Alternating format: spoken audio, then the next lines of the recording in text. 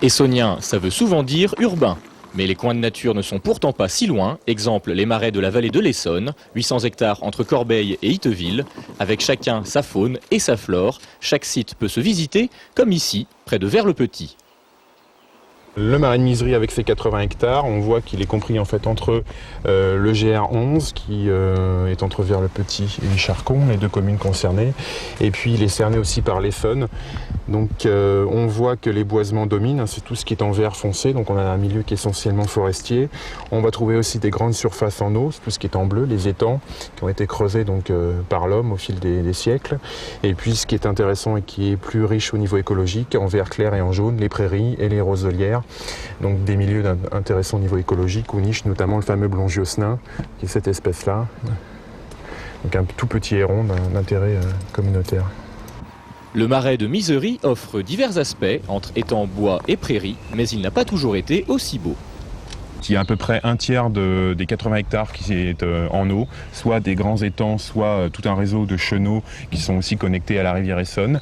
Et en fait, toutes les surfaces en eau qu'on va voir aujourd'hui en fait, sont complètement artificielles. Il faut imaginer que ça, ce sont finalement des carrières. Elles ont été creusées de la main de l'homme depuis le Moyen-Âge.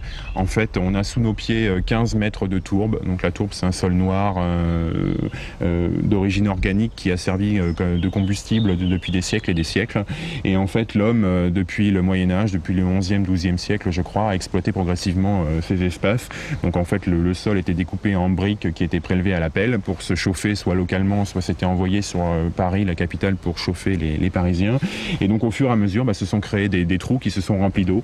Et au fil des siècles, ça s'est complètement renaturé. La végétation naturelle a repoussé autour de ces carrières. Et aujourd'hui, ce sont des milieux naturels qui sont particulièrement remarquables, même s'ils ont une origine complètement artificielle. Donc là, on voit que le plan d'eau est complètement boisé, complètement forestier. On verra d'autres aspects plus loin.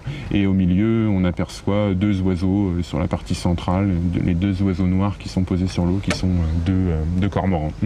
Parmi les nombreux oiseaux que l'on peut apercevoir des observatoires, certains comme le héron blongiosnin sont protégés en Europe car presque disparus. Des plantes aussi sont préservées, c'est notamment le cas d'une Filicaria peu banale. Cette plante-là est particulièrement intéressante. Donc on voit qu'il y en a quand même pas mal d'individus. En fait, sur les marais de la vallée de l'Essonne, elle est assez répandue, mais elle est en fait rare dans le reste de l'Île-de-France. Et en fait, c'est pour cette raison qu'elle a été protégée dans toute notre région. Ce qui fait que c'est une plante qu'on n'a pas le droit d'arracher, de transporter, etc. Mais ici, elle est assez répandue. Donc c'est une fougère qui peut paraître banale, mais rien que des espèces comme ça ont une forte valeur patrimoniale. Mais pourquoi dépenser du temps et de l'argent à la réhabilitation des marais et à la sauvegarde des espèces qui y vivent ? C'est toujours le débat, à quoi ça sert aussi de protéger la nature, est-ce que ça a vraiment une valeur ? Ça n'a pas effectivement une valeur immédiate et des retombées économiques tout de suite. Après, il y a plusieurs possibilités. On sait qu'on découvre régulièrement des substances qui ont une valeur pharmaceutique dans différentes plantes. Donc le fait de préserver une espèce, c'est se garder aussi des possibilités un jour de trouver peut-être des remèdes médicaux intéressants. Et puis, d'un point de vue pratique, nous on considère que les sites départementaux sur la vallée ont déjà par exemple des retombées économiques. À partir du moment où ils sont beaux, diversifiés, qu'ils intéressent les gens, il y a une dynamique de tourisme nature qui se met en place. Donc ici, par exemple, on accueille du monde, c'est des milliers de personnes qui visitent les sites départementaux, donc il y a forcément des retombées économiques en périphérie. Les gens vont ensuite se nourrir dans la restauration en périphérie. On espère après que ça développe les gîtes, etc. Donc protéger cette espèce-là, ça peut paraître très ponctuel, mais ce qu'il faut, c'est préserver toutes les autres et garder cet ensemble naturel intéressant et diversifié, joli, voilà, d'un point de vue paysager aussi. Donc c'est tout un ensemble. L'Essonne, la rivière qui a donné son nom au département, s'écoule entre les marais. La barque devient alors un moyen idéal pour les découvrir. Alors plutôt que de construire des passerelles à chaque fois, il aurait fallu en construire beaucoup tout le long de la vallée. On a parfois mis en place des bacs. Donc on a fait reconstruire des barques traditionnelles par un producteur dans la vallée de la Seine qui est quasiment le dernier en Île-de-France qui est capable de faire des barques à fond plat comme il y en avait autrefois sur les rivières. Et donc ça nous permet de faire traverser le public au cours des animations. Donc ça c'est quelque chose que les gens apprécient pas mal. Et on arrive à emmener les gens à faire des grandes boucles d'une dizaine, quinzaine de kilomètres sur la journée dans toute la vallée, depuis Vers-le-Petit jusqu'à Mency et même plus bas. Petit à petit, le Conseil général rachète les territoires de la vallée et redonne un coup de jeune aux marais d'autrefois. Quand le département a acheté ce site, il faut imaginer ici qu'il y avait donc des très grandes plantations de peupliers qui allaient jusqu'à la route et qui couvraient ici donc une quinzaine d'hectares. Donc on avait des paysages qui étaient complètement fermés.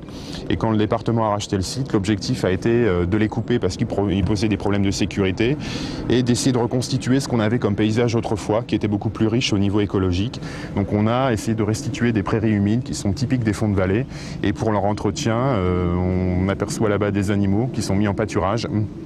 Donc il y a des animaux de race rustique qui sont implantés dans ces prairies pour les maintenir telles quelles et éviter que les boisements recolonisent l'ensemble. Petit paradis pour les oiseaux aquatiques, le marais de Misery est un bien surprenant que l'on ne soupçonnerait pas si près de nos villes.